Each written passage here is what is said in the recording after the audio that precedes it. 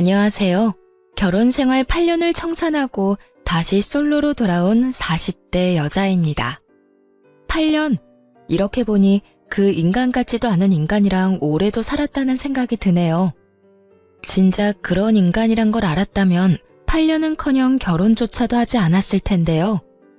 이제 와서 후회한다고 한들 없던 일이 되는 것도 아니고 이미 엎질러진 물이니 앞으로 남은 인생이나마 최선을 다해 살아가 보려고 합니다. 오늘 마지막으로 하소연을 좀 하고 말이죠. 그러면 길고도 긴 저의 이야기 들어보실래요? 저와 남편은 결혼한 지 8년이 된 부부였어요. 저흰 둘 다 아이를 원하지 않았습니다. 다행히 저희의 의견을 시댁과 친정에서 존중해주는 분위기였죠. 그렇기에 각자 회사 다니며 결혼 생활을 즐기고 있었습니다. 결혼한 지 8년이나 됐지만 크게 부딪히는 일 없이 화목한 가정을 꾸려나갔죠. 남편이 워낙 다정한 사람이라 거의 싸우는 일도 없었어요. 게다가 저보다 친정에서 더 신경을 써주는 사람이라 늘 남편에게 고마웠죠. 오늘 장모님 건강검진 가시는 날인 건 알지? 어? 그게 오늘이야? 어이구, 어떻게 그걸 잊냐. 당신 그럴 줄 알고 나 오늘 연차냈어. 내가 모시고 다녀올게. 정말? 고마워. 어떻게 그걸 잊을 수가 있지? 당신 아니었음 오늘 큰일 날 뻔했네. 바쁘다 보면 그럴 수도 있지. 장모님은 내가 잘 모시고 다녀올 테니까 당신은 출근이나 잘하세요. 이렇듯 남편은 제가 잊은 친정일에도 발벗고 나서주었어요. 그런 남편의 모습에 결혼 하나는 정말 잘했다는 생각도 많이 했고요. 남편의 이중적인 모습에 속고 있다는 것은 꿈에도 모르고 말입니다. 그렇게 잘 지내던 어느 날 몸이 이상하다는 느낌이 계속 들더라고요. 덜컥 겁이 났어요. 혹시나 암 같은 큰 병은 아닌가 해서 말이죠. 걱정을 가득 안고 병원에 가보니 그곳에서 뜻밖의 이야기를 듣게 되었어요. 축하합니다. 임신입니다. 네, 임신이라고 하더라고요. 상상하지도 못한 임신이었죠. 피임기구도 제대로 쓰고 있을 뿐더러 가능성이 높은 날은 피했는데 그 희박한 가능성을 뚫고 생긴 아기였어요. 아기를 원한 적은 없었지만 축복이라는 생각이 들었어요. 정말 말도 안 되는 확률로 온 아기잖아요. 하늘에서 보내준 선물이라는 생각이 들만하죠. 바로 남편에게 임신 사실을 알렸습니다.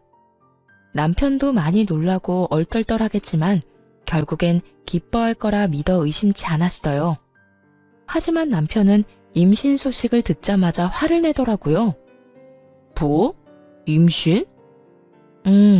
임신이래. 이게 무슨 일인가 몰라. 조심하기도 하고 나이도 많아서 그런 쪽으론 전혀 생각하지 못했는데. 무슨 여자가 날짜 계산도 제대로 못해서 이사다를 만드는 거야? 우리 아이는 같이 말자고 했었던 거 잊었어? 이제 어떻게 할 거야? 남편의 말을 듣고 있자니 섭섭한 마음이 확 들더라고요. 아무리 임신 계획이 전혀 없었던 상황이라고 한들 말이죠. 거기에다 저딴 식으로 대뜸 화를 내니 기분이 상하기도 했고요. 당신은 무슨 말을 그렇게 해? 내가 무슨 임신이 하고 싶어서 안달난 사람이야? 뭐 싫다는 당신한테 마구잡이로 달려들어서 몰래 한 임신이야? 그런 것도 아닌데 왜 말을 그딴 식으로 해? 언성을 높이며 남편에게 따져 물었어요. 그제야 남편은 제정신이 돌아왔는지 눈치를 살피며 이상한 변명을 늘어놓더라고요. 아니, 난 그런 뜻이 아니라 너무 놀라서 그랬지. 왜 사람이 너무 당황하고 놀라면 언성이 높아지잖아. 나도 모르게 너무 놀라서 그랬어. 당신 기분 많이 나빴지? 그런 뜻으로 한 말은 아니었어. 그러니까 오해하지 말고 기분 풀어. 오해? 당신 같으면 오해를 안 하게 생겼어? 아무리 놀랬다고 해도 어떻게 그런 말을 해? 축복은 못 해줄 망정 뭐? 이제 어떻게 할 거냐고? 그래, 말 한번 잘했네. 내가 어떻게 해주면 좋을 것 같아? 어떻게 해줄까? 그런 뜻이 아니었다니까. 여보, 내가 정말 실수했어. 미안해. 남편은 계속해서 미안하다고는 했지만 아기에 대해선 아무 말도 안 했어요. 낳자거나 낳지 말자거나 아무것도 말하지 않더라고요. 아니, 아예 임신에 대한 언급 자체를 하지 않았어요. 대신 그 뒤로 남편은 임신이 달갑지 않다는 것을 온몸으로 표현하기 시작하더라고요. 휴가 때 가려고 계획했던 여행을 취소하려는 어느 날이었어요. 아무래도 임신 때문에 몸조심을 해야 했으니까요. 이번에 우리 여행 가기로 한 것도 취소해야겠지? 아무래도 비행기 오래 타는 건 무리일 거 아니야. 그래야 하지 않을까? 노산이기도 하고 역시 조심하는 게 좋을 것 같아. 이게 뭐야? 임신 때문에 계획대로 되는 일이 하나도 없어. 지금도 이런데 애 태어나면 더 할 거 아니야. 이래서 내가 아기 갖기 싫다고 한 거였는데. 이런 남편의 말을 듣는데 짜증이 확 나더라고요. 임신하면 그렇지 않아도 몸도 힘들고 마음도 힘들잖아요. 그런데 남편까지 저런 말로 임신이 달갑지 않다는 걸 표현하니 화가 났어요. 그래서 하고 싶은 말이 뭔데? 애를 낳자는 말이야, 낳지 말자는 말이야? 싫으면 지금 말해. 그렇게 말 빙빙 돌리지 말고. 안 그래도 힘든 사람 더 힘들게 하지 좀 마. 그간 남편에게 하고 싶었던 말을 쏟아냈습니다. 그렇게까지 화를 내니 남편은 한 발 물러서 또 눈치를 살피더군요. 아니, 그런 뜻이 아니잖아. 그냥 나는 아쉬워서 그렇지. 이번 여행 우리가 정말 기대했었는데 이렇게 취소해야 하니까 아쉬워서 그랬어. 여행 취소해서 아쉬운 것도 당신이 달갑지 않아 하는 것도 다 알아. 근데 이왕 생긴 아기 축복이라고 생각하고 좋게 말해주면 안 돼? 없을 것도 아니고 낳아서 키워야 하잖아. 대체 언제까지 그렇게 임신 탓하고 있을 건데? 미안해. 내가 생각이 짧았어. 당신도 많이 힘들 텐데 말 그렇게 해서 미안해. 남편은 또다시 미안하다고 하며 상황을 넘기려 했습니다. 그렇게 계속 반복되는 남편의 반응에 스트레스를 많이 받았죠. 그러면서 정말 이 아기를 낳아도 되는 것인지 걱정도 되더라고요. 지금도 저러는데 출산 이후 남편이 어떻게 변할지 모르는 일이니까요. 막상 낳은 아기가 너무 예뻐 남편이 좋게 변한다면 더없이 행복한 결말일 테지만 그렇지 않은 경우라면 상상도 하기 싫더라고요. 그건 저에게도 나쁘겠지만 태어날 아이에게도 끔찍한 상황일 게 분명했으니까요. 그러는 와중 시부의 생신날이 되었습니다. 매년 밖에서 하던 생신잔치를 갑자기 집에서 한다고 하더라고요. 그렇지 않아도 컨디션이 좋지 않은 몸인데 시부의 생신이니 어쩌겠어요. 힘들게 장을 봐 시댁으로 갔습니다. 그날따라 남편의 회사 일로 시모는 볼일로 바빠 혼자 생신상을 준비했어요. 그렇게 홀로 정신없이 음식을 준비하는데 갑자기 배가 참을 수 없이 아파오더라고요. 아래쪽에서 무언가 흘러나오는 느낌이 들어 급하게 병원으로 갔죠. 보통 큰일이 아니라고 직감했지만 그땐 이미 늦은 후였습니다. 아기가 하늘나라로 갔다는 소식을 듣고 말았으니까요. 그렇지 않아도 노산이었던 터라 조심 또 조심했어야 했는데 온종일 음식을 하느라 애를 썼더니 몸이 버티지 못했던 것이었어요. 병실에 누워있으니 소식을 전해 들은 시부모님과 남편이 오더라고요. 누워있는 저를 본 시모는 눈물까지 흘리며 손을 쓰다듬어 주셨어요. 그러고는 남편을 질책하기 시작하시더라고요. 넌 네 마누라가 임신했으면 진작 나한테 말을 했어야지. 그랬으면 이런 일은 없었을 거 아니야. 아니, 애초에 네 마누라가 임신했다는 사실을 알긴 했었던 거야? 시모의 질책이 쏟아지자 남편은 다 기어들어가는 목소리로 대답했습니다. 내가 남편인데 그걸 왜 몰랐겠어. 혹시나 해서 좀 지나면 말씀드리려고 했어요. 안 하느니만 못한 남편의 답은 시모의 화에 기름을 부어버렸습니다. 이어 시모의 입에서 나온 말들은 저를 충격에 빠뜨리기에 부족함이 없었어요. 그걸 아는 녀석이 왜 이번 생신은 집에서 축하하자고 우겨댄 거야? 내가 오늘 볼 일이 있어서 음식할 시간 없다고 말했지? 그래도 집에서 할 거라고 그렇게 우기더니 그렇지 않아도 네 와이프 노산인데 고생할 건 생각도 안 한 거야? 시모의 말을 들어보니 시댁에서 시부의 생신을 축하하자고 남편이 우겨댔더라고요. 시모가 약속이 있어 그건 곤란하다고까지 했는데도 말이죠. 남편은 시모의 말에 크게 당황하더니 말도 안 되는 변명을 해대기 시작했어요. 아니, 바깥 음식 먹기 지겹잖아. 난 그냥 집에서 간단하게 미역국이나 먹으면 되겠지 하는 마음에 그랬던 거야. 나라고 일이 이렇게 될 줄 알았겠어? 몰랐다는 말만 하면 그만이야? 애는 둘째 치고 네 와이프 몸 상한 거는 어떻게 할 거야? 나도 속상해. 나라고 마음 편한 줄 알아. 나도 정말 이렇게 될 줄은 몰랐다고. 남편은 일이 이렇게 될 줄 몰랐다고 계속해서 말했어요. 하지만 의심의 끈을 놓을 수가 없더라고요. 아무래도 제 몸에 무리가 가게 하기 위해 남편이 일부러 이딴 짓을 벌인 것 같았어요. 그렇지 않고서야 어떻게 설명할 수 있을까요? 갑자기 집에서 생신상을 준비하자느니 타이밍 좋게 회사에 급한 일이 생겼다느니 평소와 다른 행실이 의심스럽기 짝이 없었죠. 무엇보다 수상한 건 남편이 지나치게 제 눈치를 살핀다는 거였어요. 물론 유산을 했으니 눈치를 살피는 게 당연하긴 했죠. 그런데 눈빛이 뭔가 이상했습니다. 걱정과 우려가 섞인 눈빛이 아니라 초조함이 담긴 눈빛 같더군요. 마치 죄 지은 사람이 눈치를 살피는 것처럼요. 그렇게 남편에 대한 의심은 나날이 커졌습니다. 그리고 유산의 아픔에서도 쉽게 벗어나지 못하고 있었어요. 갑작스러운 임신과 그보다 더 갑작스러운 유산은 생각보다 큰 아픔으로 다가왔어요. 나이가 있어서 그런지 회복도 더디더라고요. 몸이 성치 않은데 마음도 힘든 상황이 이어지니 결국 회사를 그만두었습니다. 몸과 마음을 다스리는 데 집중해 보려고요. 그렇게 혼자 힘든 시간을 보내고 있는데 친정엄마가 여행을 제안하더라고요. 당시 엄마의 생신이 다가오고 있었는데 겸사겸사 다 함께 떠나자고 말이죠. 여보, 엄마가 엄마 생신 축하 겸 여행을 같이 가자는데 당신 시간 돼?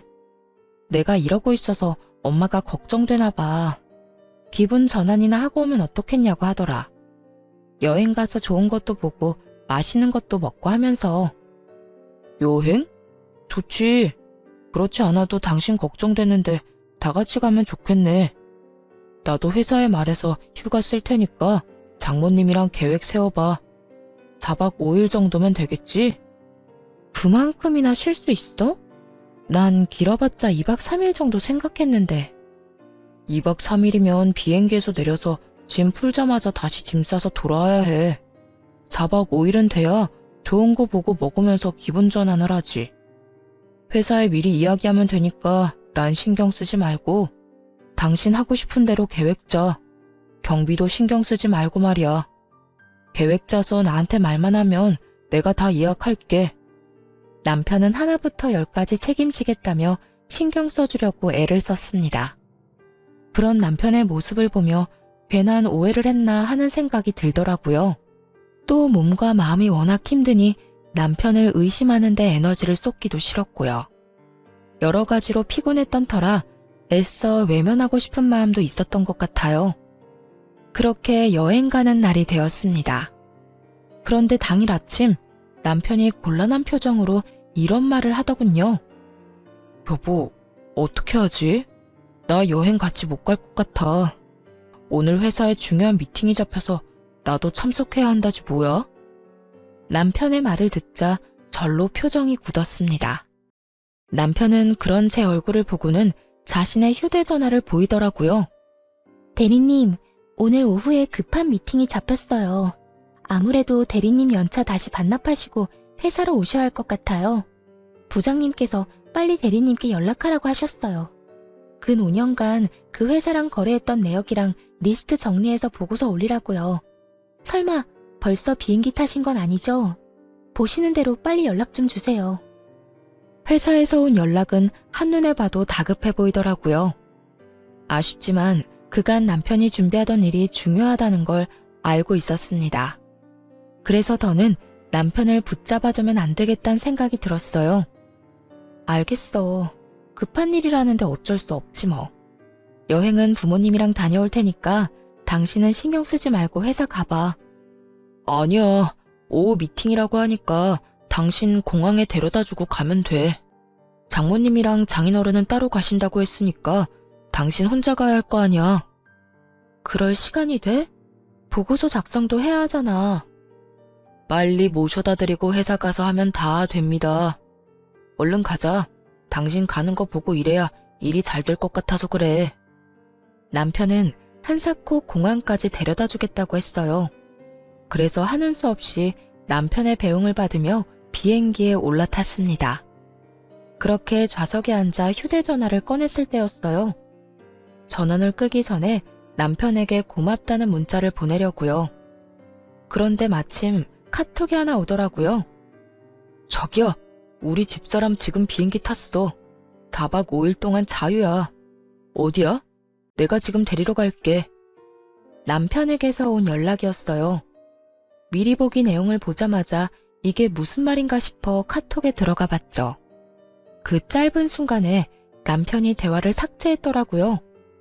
카톡을 보내고 난 후 바로 삭제를 하면 수신인 휴대전화에서도 삭제가 되잖아요. 바로 그 기능을 사용한 것이었어요.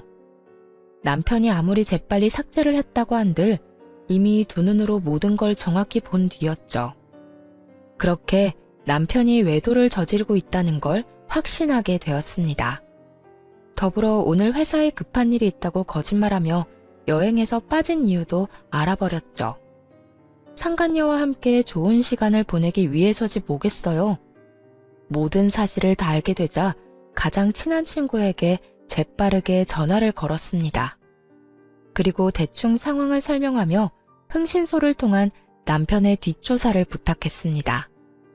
마음 같아서는 당장 비행기에서 내려 직접 그 추잡한 광경을 보고 싶었지만 그러면 부모님이 더 걱정을 하실 테니 차마 못하겠더라고요. 또 다른 곳으로 떠나 마음을 정리할 필요가 있기도 했고요. 그렇게 여행길에 올랐고 여행지에서 실시간으로 외도 증거들을 받아보았습니다. 그중 단연 충격적인 건 상간녀의 정체였는데요. 상간녀는 남편의 회사 신입 직원으로 남편보다 20살이나 어리더라고요.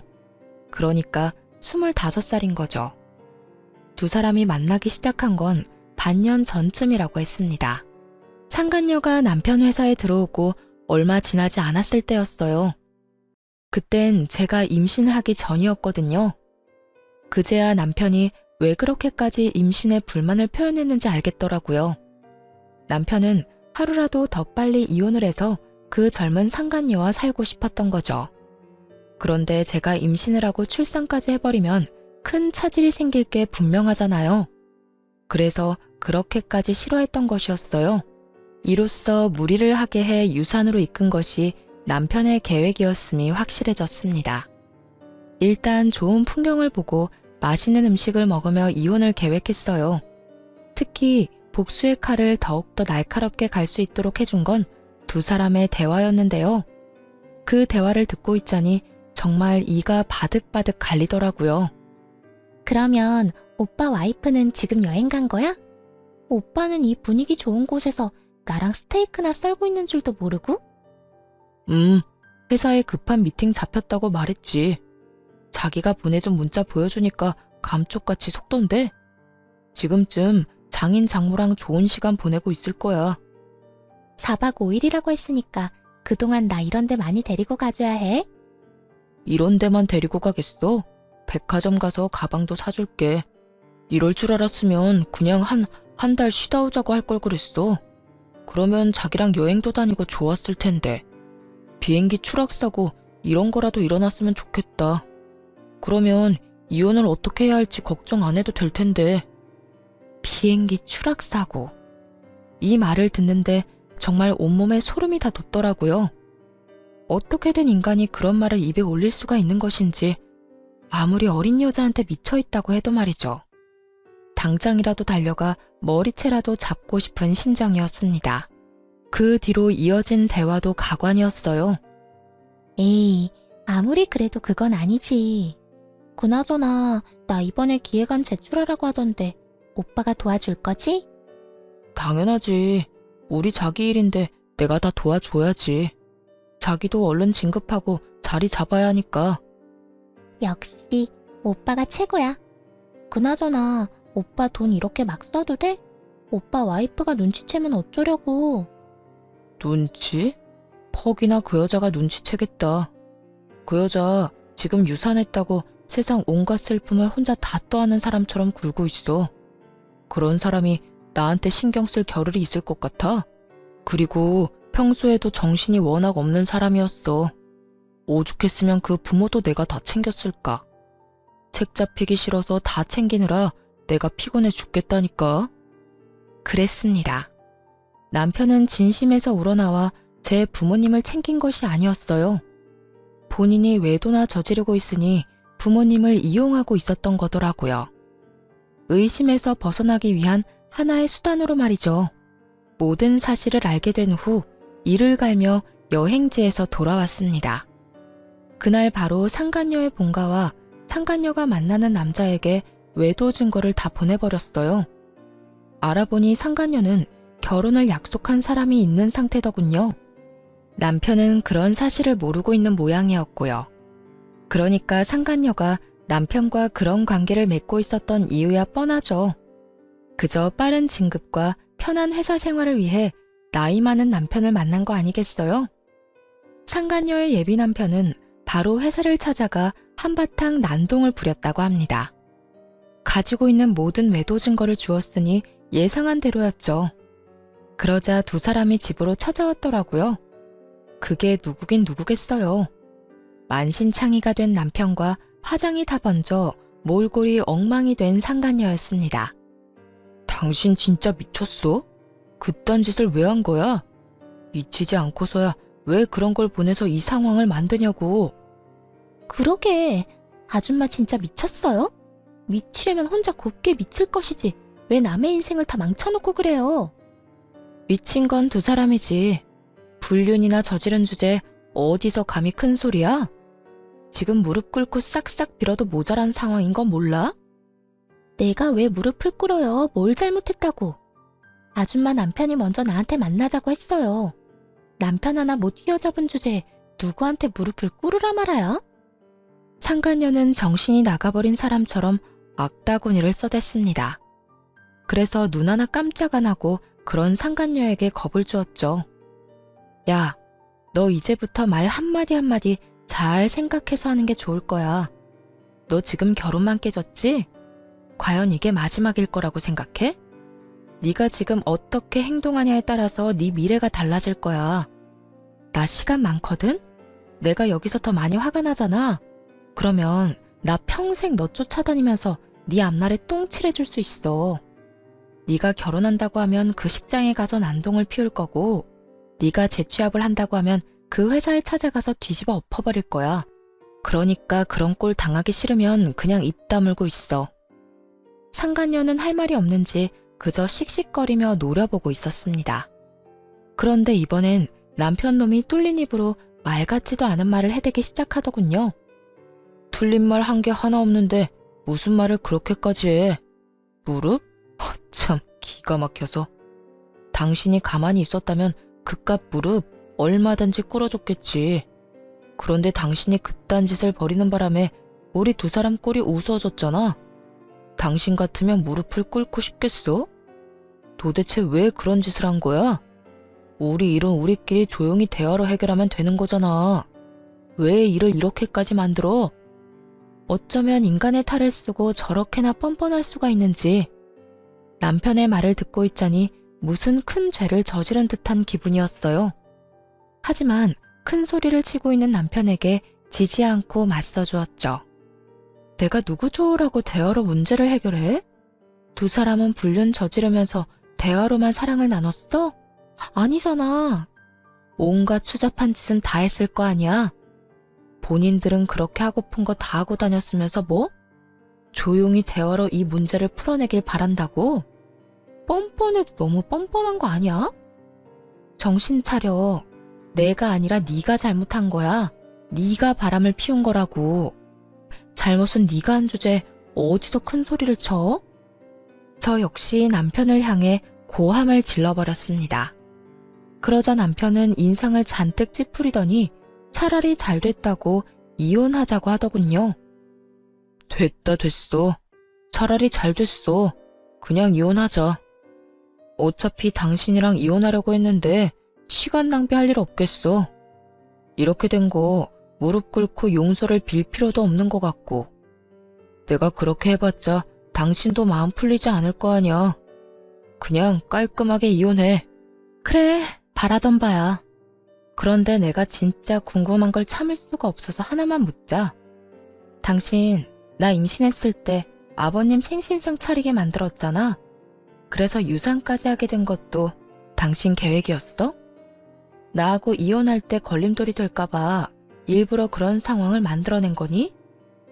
확신을 가지고 남편에게 물으면서도 내심 아니라는 말을 하길 바랬던 것 같아요. 그래도 사랑했던 사람인데 그 정도로 최악이란 사실을 받아들이기 힘들었으니까요. 하지만 바램과는 달리 남편은 모든 사실을 털어놓기 시작하더군요. 그래, 맞아. 이렇게 된 마당에 거짓말을 해봤자 뭐하겠어. 당신이 생각한 대로 내가 다 계획한 거야. 당신이 무리를 하면 유산을 할 수도 있겠다고 생각해서 말이야. 그런데 정말 내 생각대로 다 될지는 몰랐어. 어처구니가 없더라고요. 그런 상황을 다 만들어 놓고선 정말 유산을 할지는 몰랐다니. 그것만 해도 충격이 큰데 남편은 더 충격적인 말을 이어서 해댔습니다. 이제 와서 하는 말이지만 유산한 거 사실 당신한테도 좋은 일 아니야? 난 당신이 무사히 출산을 했다고 하더라도 무슨 수를 써서든 이혼했을 거야. 그렇게 되면 당신도 당신이지만 그 애의 삶도 얼마나 처량하겠어? 그러니까 나 너무 원망만 하지 말고 차라리 다행이다 생각하고 살아. 그게 당신한테도 좋으니까 말이야. 남편의 말을 들으니 정말 너무 화가 나 눈앞이 새하얗게 되더라고요. 그대로 바로 손에 들고 있던 커피를 남편의 얼굴에 부어버렸습니다. 그리고 이게 무슨 짓이냐고 고함을 지르는 남편에게 한마디 해주었어요. 이 인간 같지도 않은 쓰레기가 그걸 지금 말이라고 해? 다행! 네가 쓰레기라는 걸 지금이라도 알아서 다행스럽다 정말. 더는 얼굴 보고 있는 것도 구역질나니까 당장 꺼져. 저 여자 데리고 당장 내 눈앞에서 사라지라고. 나라고 다를 줄 알아? 나도 당신 얼굴 보면 구역질나. 다 늙어 빠진 주제 성격만 더러워서는 바로 이혼할 준비나 해. 괜히 나한테 복수한다 치고 이혼 안 한다고 버티지 말고. 그래야 이 예쁘고 젊은 애랑 하루라도 빨리 결혼해서 살 거 아니야? 위자료는 얼마든지 줄 테니까 바로 도장이나 찍어. 알겠어? 남편은 끝까지 뻔뻔하게 나왔습니다. 그런데 그런 남편에게 상간녀가 대신 복수를 해주더라고요. 아저씨 미쳤어요? 내가 왜 아저씨랑 결혼을 해요? 앙칼진 상간녀의 말에 남편이 화들짝 놀라며 상간녀를 바라보더군요. 이런 반응을 예상도 못한 눈치였어요. 남편은 한치 의심도 하지 않았던 거죠. 20살이나 어린 상간녀가 자신을 진심으로 사랑한다고 말이에요. 그런 남편의 믿음을 상간녀가 산산조각 내기 시작했죠. 20살이나 늙은 유부남을 내가 정말 사랑했다고 믿은 거예요? 순진한 거야, 멍청한 거야. 아까 내 약혼자가 와서 사무실 뒤엎는 걸 봤잖아요. 그걸 보고도 내가 정말 아저씨를 사랑했다고 생각해요? 그러면 나하고는 왜 만난 거야? 날 사랑한다고 했잖아. 나랑 같이 살고 싶다며. 그 말을 다 믿었다니 이제 보니 멍청한 거네. 난 그저 아저씨를 이용해서 회사 생활 좀 편하게 하려던 것뿐이라고요. 그런데 이제 아저씨를 더 만날 이유가 있을까요? 회사에서 잘리게 생겼고 더는 회사 다닐 일도 없을 텐데요. 결혼은 무슨? 다신 아저씨랑 만날 일은 없을 거예요. 어디서 주제도 모르고 나하고 결혼할 생각을 할 수가 있는지.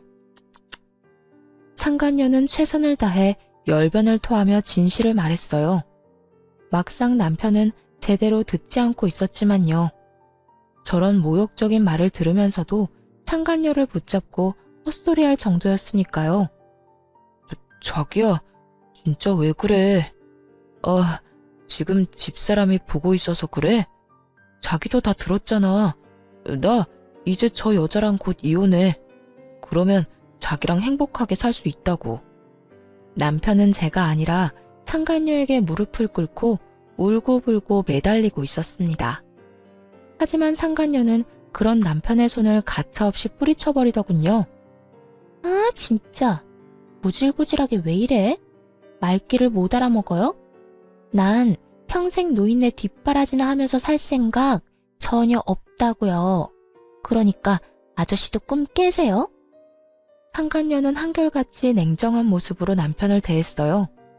그런 상간녀의 모습에 남편은 드디어 현실을 자각한 듯 원망을 쏟아내더라고요. 다 진심인 거야? 네가 어떻게 나한테 이럴 수가 있어? 어떻게 나한테 이럴 수가 있냐고. 내가 너한테 지금까지 뭘 해줬는데? 누가 해달라고 했나? 다 자기가 해주고 싶어서 했으면서 이제 와서 왜 저래?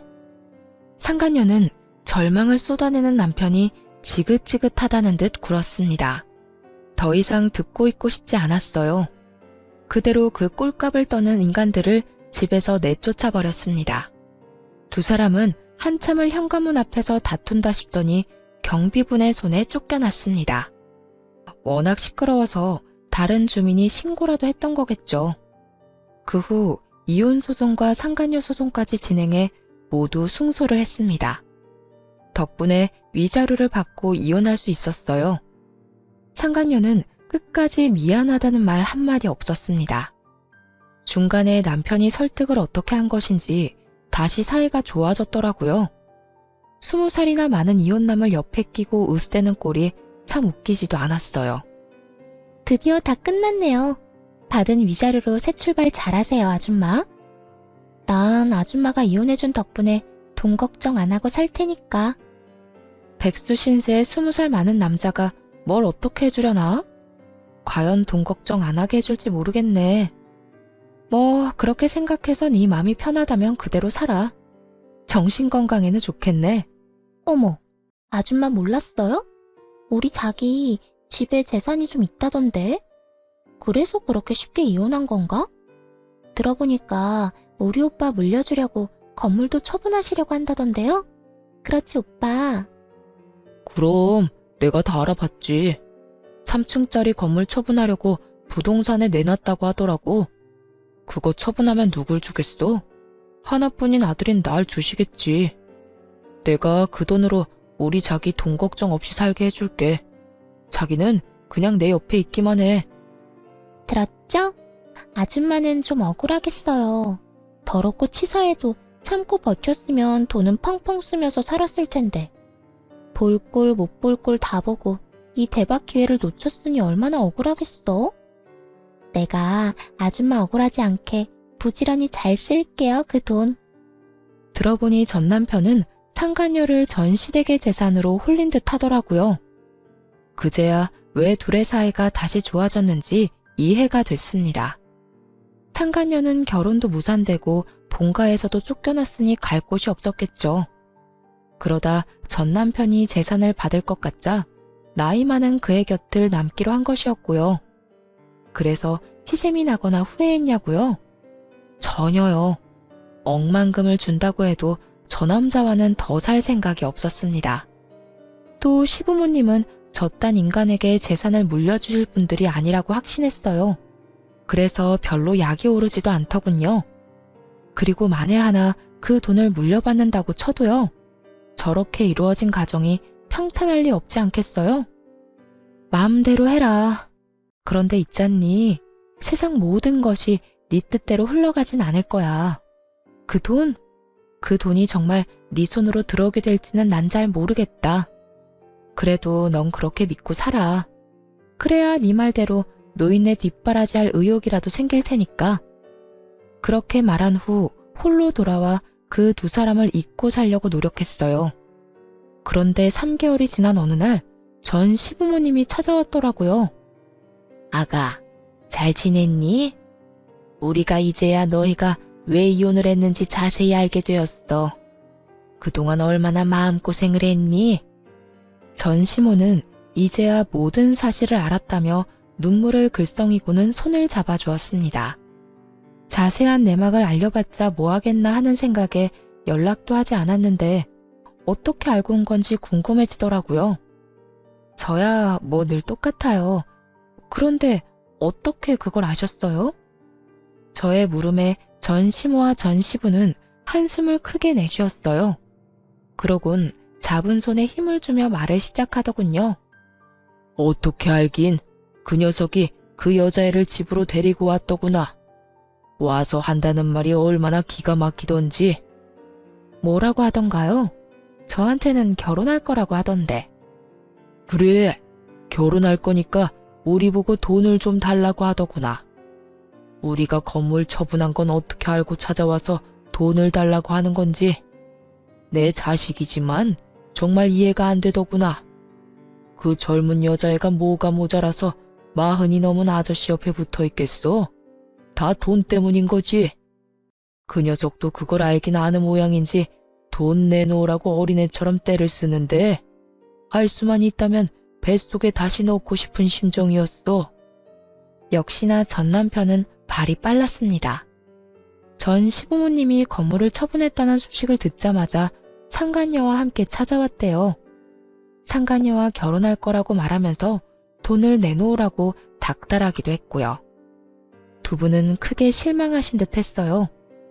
아들이 외도로 이혼당했다는 것만으로도 충격이 큰데 돈까지 내놓으라 하니까요. 그러셨구나. 많이 놀라셨겠어요. 놀라기만 했겠어? 나는 물론이고 네 시아버지까지 화가 머리끝까지 나서 쫓아내버렸다. 앞으로 우리가 죽었다는 소식이 들려도 찾아오지 말라고 했어. 너 같은 놈한테 줄 돈은 땡전 한 푼도 없으니까 말이다. 전 시모는 격양된 목소리로 이렇게 말하더니 무언가를 손에 쥐어주었습니다. 그건 바로 준비해오신 통장이었어요. 이게 뭐예요? 이거 네 거야. 언젠간 너희 부부한테 물려주려고 모았던 돈이랑 건물 처분한 돈 조금 넣었다. 깜짝 놀라 통장을 열어보았습니다. 그곳엔 예상보다 큰 금액이 찍혀 있더라고요. 다시 통장을 돌려드리며 차마 받을 수 없다고 했죠. 그런데도 전 시모는 다시 통장을 주며 받으라고 하시더라고요. 어머님, 이거 너무 많아요. 저 위자료도 받았고 이렇게 큰 돈은 필요 없어요. 필요 없기는 내 아들놈 때문에 유산이라는 아픔도 겪었지 않니? 또 그런 꼴까지 보고 이혼하게 됐는데 그까짓 위자료로 되겠어? 이 돈으로도 네 상처가 치유되지 않을 거라는 거 잘 안다. 그런데 이렇게라도 해야 우리 마음이 편해서 그래. 이런 것밖에 줄 수 없어서 미안하구나. 전 시모는 끝까지 손에 통장을 쥐어주셨습니다. 그러면서 당부의 말도 잊지 않으시더군요. 그리고 그 녀석이 널 찾아올 수도 있어. 그 여자애는 물려받을 돈이 없다고 생각되면 바로 그 녀석 버리고 도망갈 거야.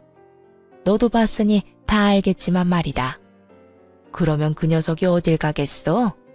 우리한테는 쫓겨나고 영까지 끊겼으니 널 찾아오지 않겠어? 만에 하나라도 널 찾아오거든 소금이나 뿌리고 쫓아내버려. 다신 찾아오지 말라고 말하면서 말이야. 전 시모는 끝까지 저의 편에 서서 저를 위한 말을 해준 후 돌아갔어요. 시간이 흐른 뒤 역시나 전 시모의 말처럼 전 남편 놈이 절 찾아왔더라고요. 이혼하자고 할 때는 그렇게나 뻔뻔하고 당당한 모습이더니 이번엔 잔뜩 불쌍한 척을 하며 앞에 서 있더군요. 여보, 오랜만이야. 여보 좋아한다. 너랑 나 이혼한 지가 언젠데 여보래? 그리고 왜 찾아왔어? 우리 다시는 보지 않기로 암묵적으로 약속한 거 아니었어? 상간녀랑 행복하게 살 테니 빨리 이혼하자고 한 사람이 당신이란 걸 잊었어? 아직도 그 일을 마음에 두고 있는 거야? 그게 언제적 일인데. 나 그 여자애랑 끝냈어. 막상 이혼하고 나니까 당신이 그리워서 안 되겠더라고. 그래서 끝내버렸어. 당신한테 돌아오려고 말이야. 입에 침이나 바르고 거짓말을 하는 건지 전 남편은 얼굴색 하나 안 변하고 오로지 절 너무 사랑해서 돌아온 거라고 하더군요. 상간녀의 말처럼 멍청하기 짝이 없었어요. 이제와 후회한다고 내가 그리워 돌아왔다고 하면 뭐 달라지나요? 이쪽은 받아줄 생각 요만큼도 없는데 혼자서 확신하는 눈치였어요. 모두 없던 일로 하고 자신을 받아줄 거라고 말이죠. 당신은 내 생각 안 났어? 그래도 연애까지 합치면 우리가 함께한 세월이 10년이 넘는데 가끔 내 생각 나지 않았느냐고. 이제 와서 이딴 말 하는 거 보니까 그 어린애가 도망이라도 갔나 봐? 그걸 어떻게... 다 아는 것 같으니까 솔직하게 말할게. 그 애 그냥 도망가 버렸어.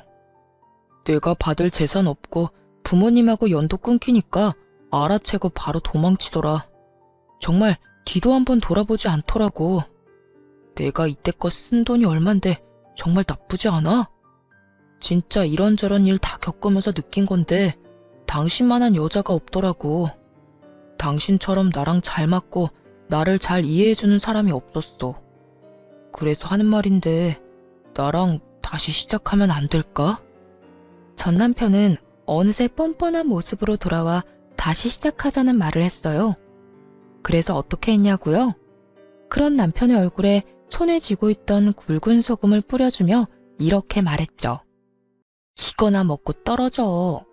어디서 꼴같았게 재결합을 우는 애? 내가 미쳤어? 너 따위 놈이랑 다시 살게. 너 같은 거 돈 주면서 데리고 살라고 해도 싫다 이 말이야. 전 남편은 이런 반응을 예상하지 못했다는 듯 황당하단 눈빛으로 바라보더군요. 그러더니 이내 표정을 바꿔 본색을 드러내기 시작했어요. 그래, 그러면 돈이나 좀 내놔. 돈? 나한테 돈 맡겨놨어? 뭐 이리 당당하게 돈을 달래?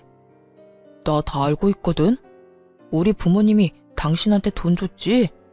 내가 다 듣고 왔으니까 발뺌할 생각하지 마. 그거 원래 내가 다 받았어야 할 돈이야. 그러니까 그 돈 내놓으면 조용하게 가줄게. 뭐 이런 미친놈이 다 있나 싶었어요. 기껏 찾아와서 한다는 짓이 하소연과 돈 타령이라니. 이 와중에 미안하다는 말은 한마디도 하지 않고 말이죠. 너 미쳤니? 내가 그 돈을 줄 것 같아?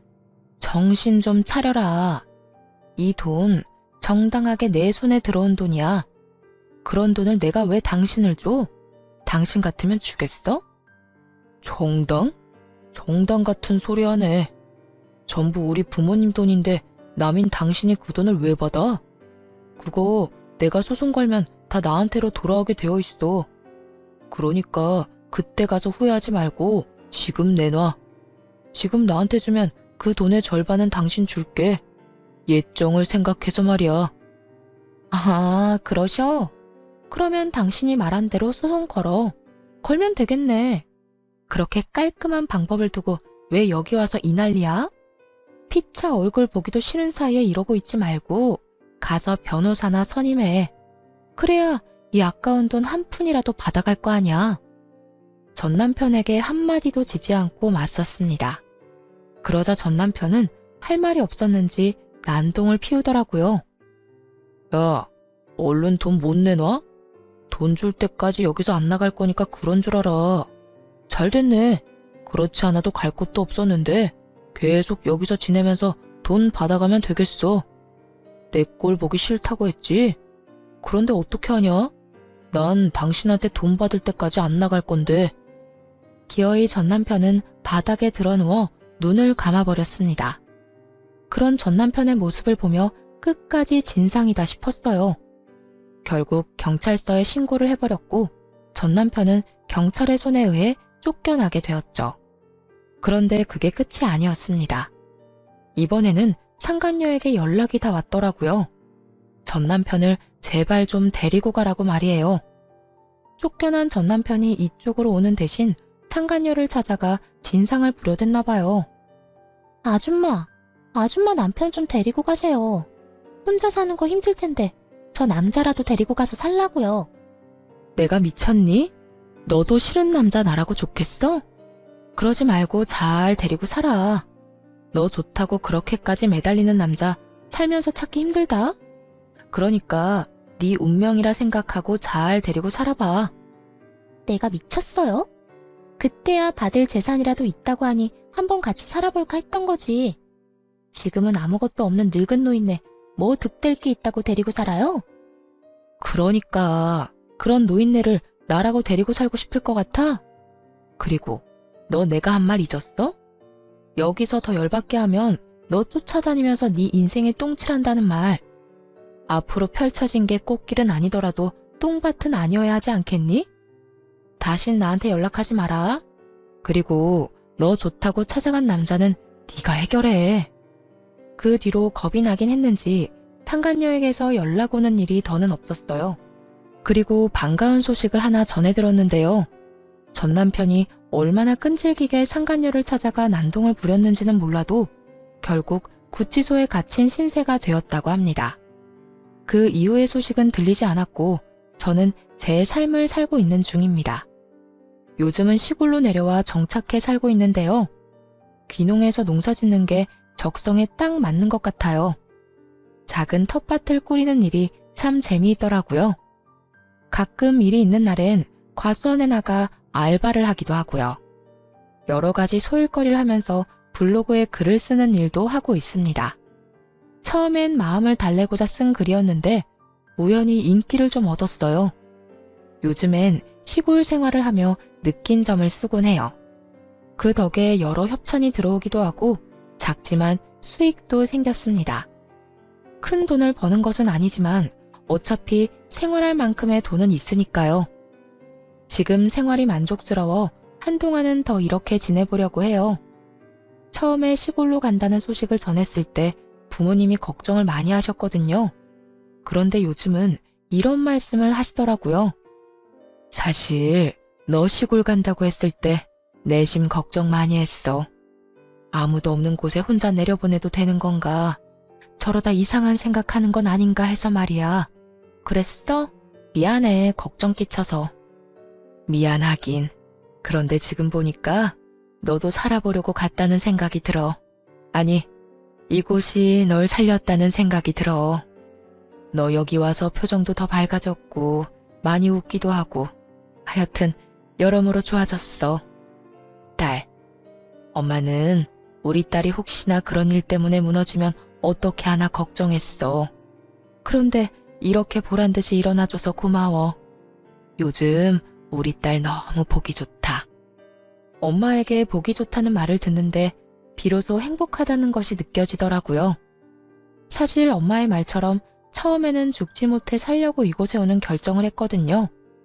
전 남편과의 이혼이 후회스러운 것은 절대 아니었고요. 그저 전 남편과 함께했던 시간을 낭비했다는 생각에 너무 한탄스럽더라고요. 앞으로 가야 할 길을 잃은 기분이기도 했고요. 하지만 지금은 행복을 느끼네요. 우연히 들어선 이 길에서 잘 살아보고자 여러 노력을 한 덕분이겠죠? 돌이켜보면 행복 참 별거 아닌데 그땐 왜 그렇게 멀어 보였나 모르겠습니다. 어쨌든 앞으로도 이렇게만 잘 살아보려고요. 긴 사연 함께 해주셔서 감사합니다.